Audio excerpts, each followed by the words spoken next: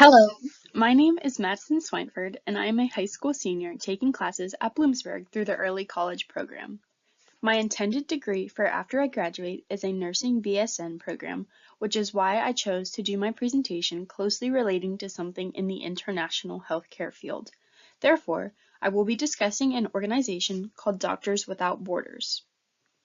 So, you might be wondering, what even is Doctors Without Borders? Well, it is an international humanitarian non-profit medical organization that was founded in 1971 by French journalists and doctors.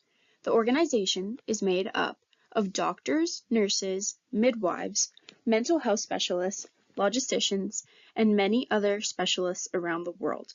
What makes them special is that they are neutral and independent, meaning they are not directly associated with helping one group of countries over another. They're not associated politically in any way. Instead, they receive their funding from private donors instead of receiving donations from just government funding, which allows them to stay neutral and impartial in times of conflict. In fact, 85 to 90% of their funding comes from these private donors all around the globe.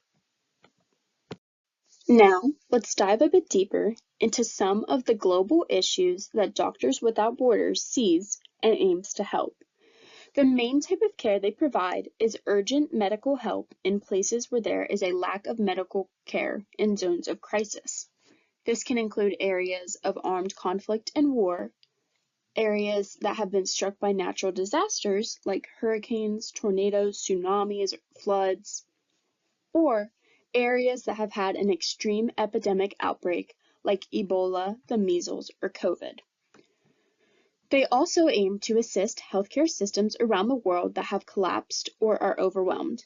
In many countries, hospitals are destroyed, understaffed, or underfunded for many different reasons. Doctors Without Borders also recognizes populations that are marginalized and forgotten. These people include refugees or displaced families, people in remote rural areas, prisoners, and sexual violence victims. One last problem that they assist with is preventing deaths from treatable diseases. Millions of people are killed annually from curable or preventable diseases simply because healthcare is inaccessible to them. These illnesses can include malnutrition, tuberculosis, malaria, or AIDS and HIV. So, how does Doctors Without Borders actually aid in all of these issues around the world? What steps and actions do they take? First of all, the organization sends medical teams to the crisis zones that need attention all around the world. Doctors, nurses, surgeons, midwives, and other healthcare specialists are sent to war zones, refugee camps, regions with epidemics, rural areas in need, or areas hit by natural disasters. In most cases, the team can actually arrive within 24 to 48 hours after the emergency. The organization also runs hospitals, clinics, or mobile units in these places of need. They can build or support field hospitals, trauma centers, maternity wards, treatment centers, or even mobile clinics that can travel to remote or unsafe locations. These centers have the possibility to treat everything from war injuries to chronic diseases.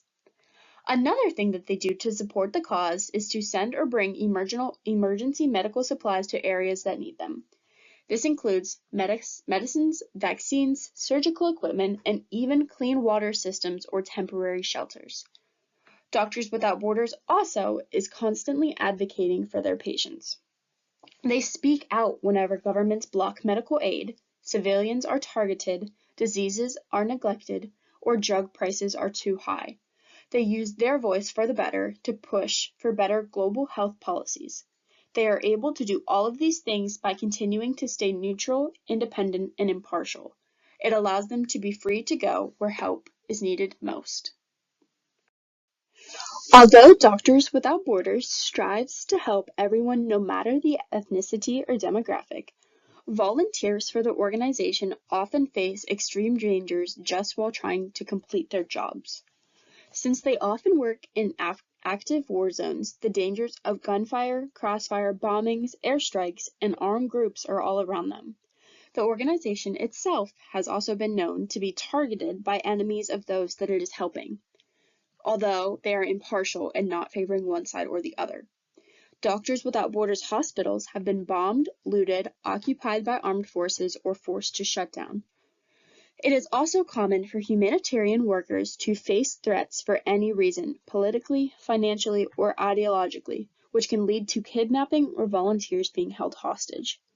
They can also face governmental pressure where a government might try to prevent them from entering their country to help, accuse them of taking sides, interfere with their operations, or spread misinformation about the organization's efforts, all while Doctors Without Borders is simply just trying to help.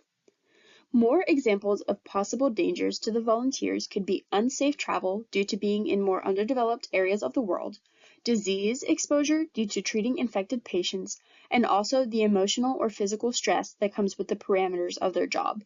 There can be a lot of trauma, fatigue, and grief associated with the tasks that they do. Now that I've shared with what Doctors Without Borders is, the problems it aims to solve, and how, and possible dangers the volunteers may face, I'll wrap it up by sharing some recent statistics about the organization. 75 plus countries and territories are home to the medical humanitarian efforts of Doctors Without Borders. In 2024, the organization completed 16,493,900 outpatient medical consultations. With that came almost 2.5 million emergency room admissions and over 1.5 million admissions to Doctors Without Borders hospital or clinics. They also treated almost 4 million cases of malaria, gave 1,300,000 measles vaccinations in response to an outbreak, and assisted in over 365,000 births, including C-sections. The crew responsible for all of this incredible humanitarian work is the Doctors Without Borders network that consists of more than 45,000 staff worldwide. All of this to show the struggles around the world that Doctors Without Borders aims to help and what it costs them to do so. Thank you.